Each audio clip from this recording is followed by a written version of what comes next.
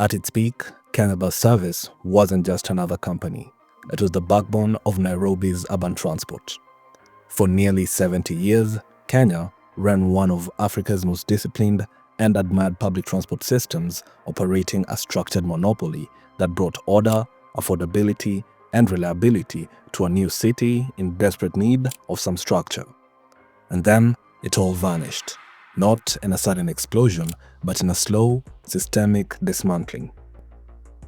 Three main forces converged to destroy it: a politically connected upstart that played dirty, a government competitor that hemorrhaged money, and a reform that backfired spectacularly. I say destroyed because the KBS we see today on our roads is not the same giant that once defined the city. It's little more than a ghost operating under a familiar name. What remains is the chaotic matatu culture that we see today, and a story with a bitter twist that reveals how good intentions can have devastating consequences. In this episode, we'll journey through the complete story of Kenya Bus Service, from its golden age as one of Africa's premier transport networks to its dramatic downfall linked to corruption, political interference, and corporate greed.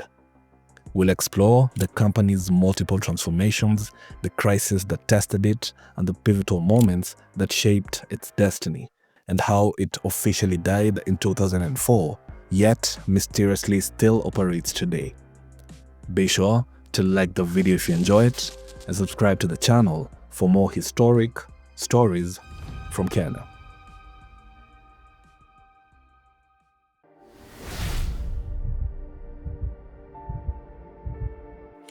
To fully understand how Kenya's public transport system collapsed, we need to go back to where it all began.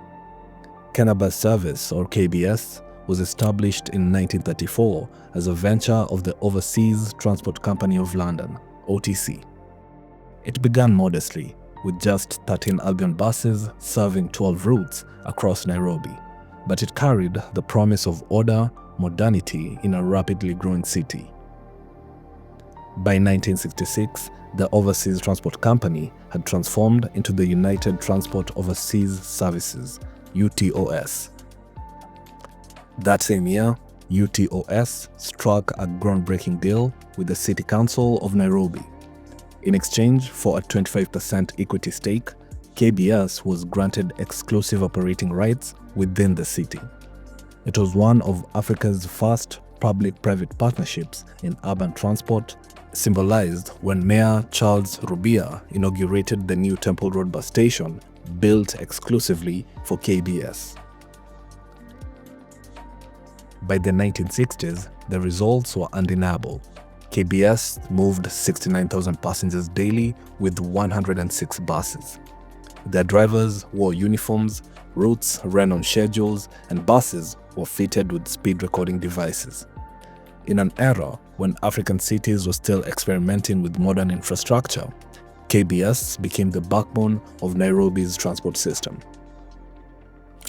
Independence in 1963 changed everything.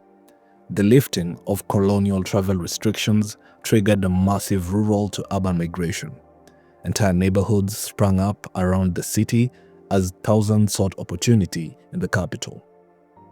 Transport demand exploded at a pace faster than KBS could expand its fleet and routes.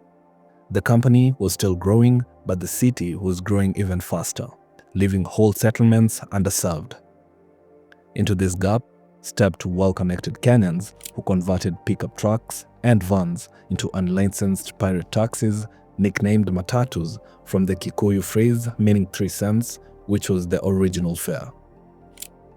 These operators were resourceful and politically connected, able to bypass regulations that bound ordinary citizens. By 1973, they had convinced President Jomo Kenyatta to legalize their operations, arguing that matatus complemented rather than replaced KBS. Overnight, matatus became legitimate competitors with decisive advantages. They faced no strict route allocations, charged flexible fares, and could operate only when profitable. KBS, by contrast, had legal obligations to maintain schedules even during money-losing off-peak hours, bound by the very structure that had once been its strength. The oil shocks from the 1970s soon tested the system to its limits. The 1973 Arab-Israeli war embargo quadrupled crude oil prices. Then Iran's 1979 revolution doubled them again. For KBS's diesel-dependent fleet, fuel costs became a crushing burden. The government kept bus fares fixed to avoid angering the public, trapping the company with the rising costs but no way to adjust ticket prices. Kenya's foreign exchange shortages compounded the problem, restricting access to spare parts, leaving buses sidelined for weeks with breakdowns.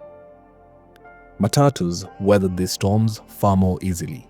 They were smaller, cost less to fuel and maintain, and without fare restrictions, they could raise prices instantly to match any crisis. Just as crucially, they had the freedom to concentrate only on peak hour demand, maximizing profits while avoiding unprofitable hours that hobbled KBS. By the close of the 1970s, the foundation was already cracking. KBS faced a rival it could neither absorb nor outcompete, and soon, more competition would emerge.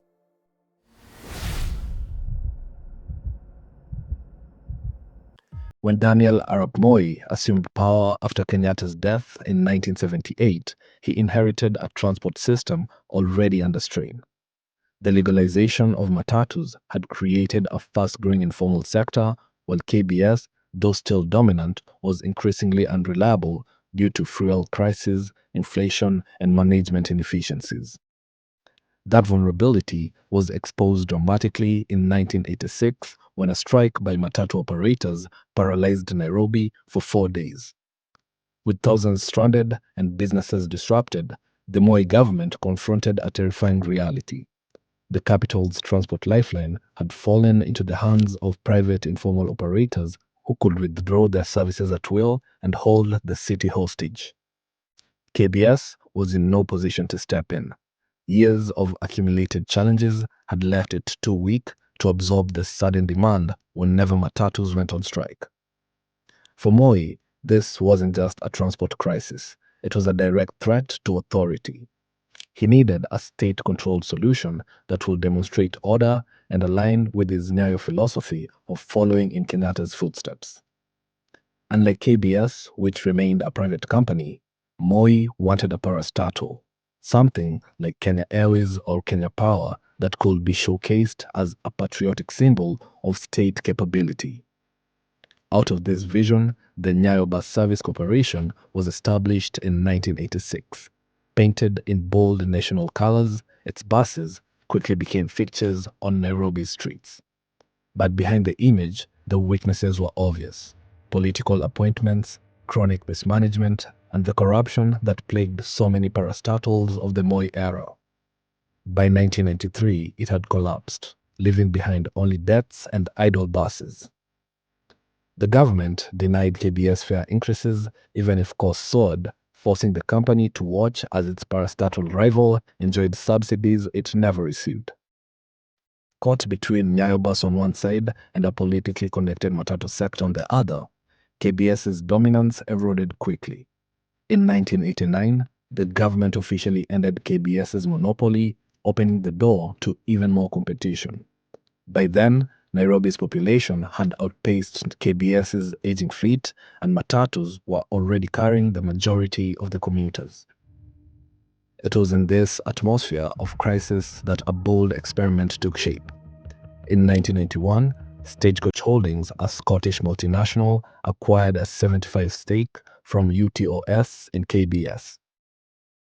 For the foreign investors, Nairobi's chaos looked like an opportunity, a vacuum waiting to be filled by professional management and serious capital. Stagecoach poured billions of shillings into modernization, rolling out hundreds of new buses, including double-deckers that Moi personally launched. For a moment, Nairobi appeared on the cusp of a transport revolution. By 1992, Stagecoach had expanded its services in both Nairobi and Mombasa and even introduced Stagecoach Express for upcountry routes with computerized ticketing. But the optimism was short-lived.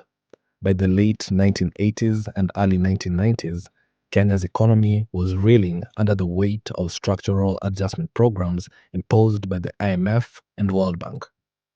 These reforms demanded that the state pull back from the economy, selling off parastatals, scrapping subsidies, and opening up the space for private enterprise to take over public services.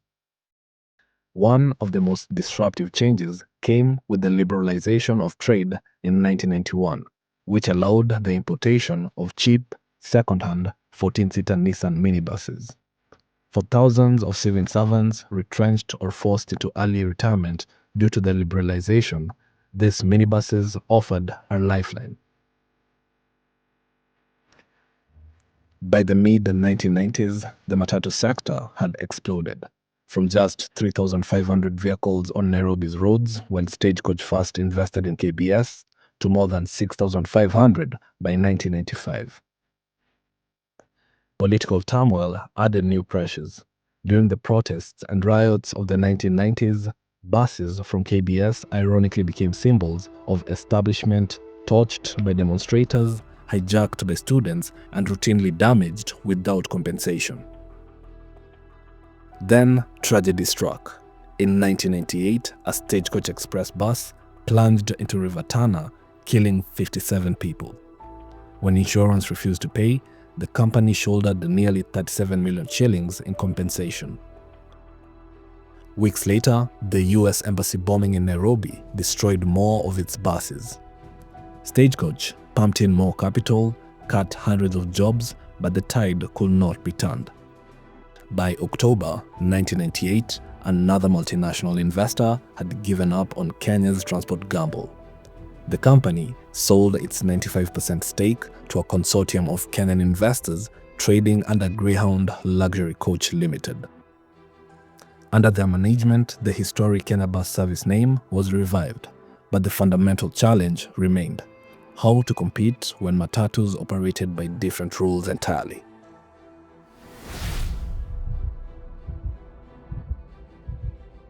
By 2003, Kenya bus service was battered but still formidable.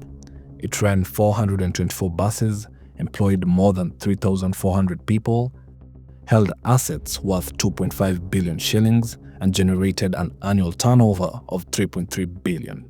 This was no relic. It was still a transport giant, one that many hoped could carry Nairobi into a more orderly future. But in 2004, the Transport Minister, John Michuki, introduced Legal Notice 161 that were quickly known as the Michuki Rules. These sweeping measures required every public service vehicle to install seatbelts for each passenger, fit speed governors, paint yellow lines to indicate routes, and ensure drivers and conductors wore uniforms.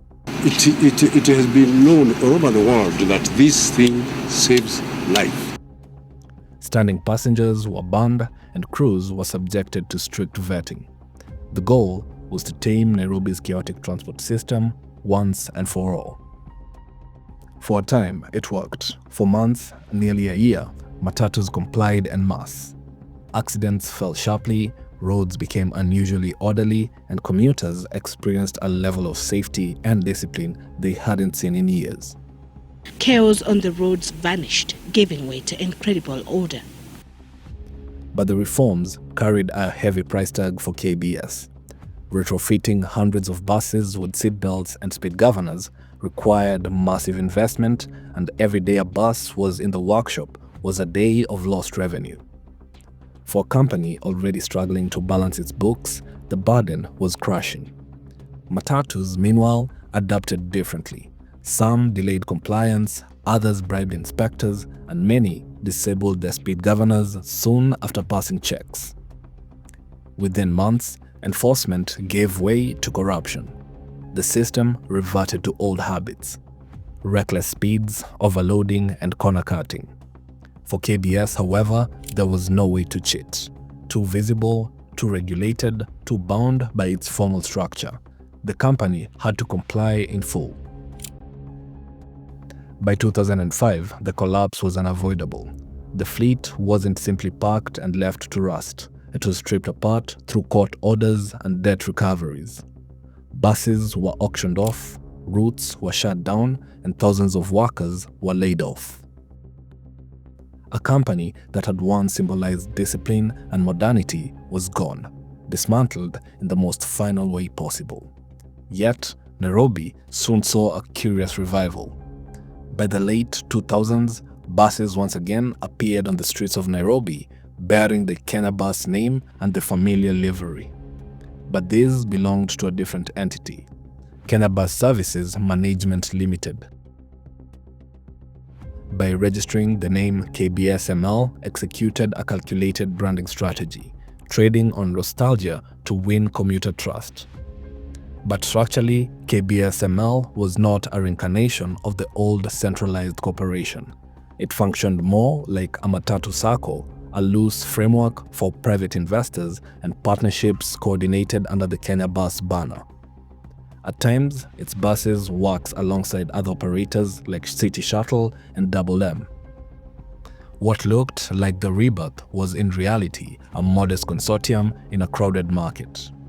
Meanwhile, the state kept trying and failing to bring order to the wider sector. Successive governments announced relocation plans to push matatus out of the CBDs from the early 2000s to the 2012 direct banning of matatus from the city center. Each attempt collapsed under resistance. Matatu strikes that crippled Nairobi, court injunctions that froze enforcement, and political lobbying that shielded operators from real reforms. In the end, the fall of KBS was not one blow, but a cascade.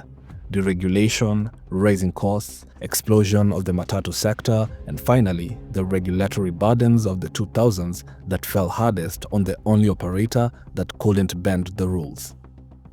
The Michuki rules proved that discipline was possible, but their eventual decay into bribery highlighted the central truth. In Nairobi's transport economy, formality was punished and informality rewarded. The country is now stuck with a chaotic matatu system that dominates and has proven impossible to eliminate so far, essentially making the loud, colorful matatus a part of Kenyan culture. If you enjoyed this episode, then I would recommend you watch the other side of this story on how matatus became a billion-dollar industry in Kenya, which focuses more on matatus. I'll see you there.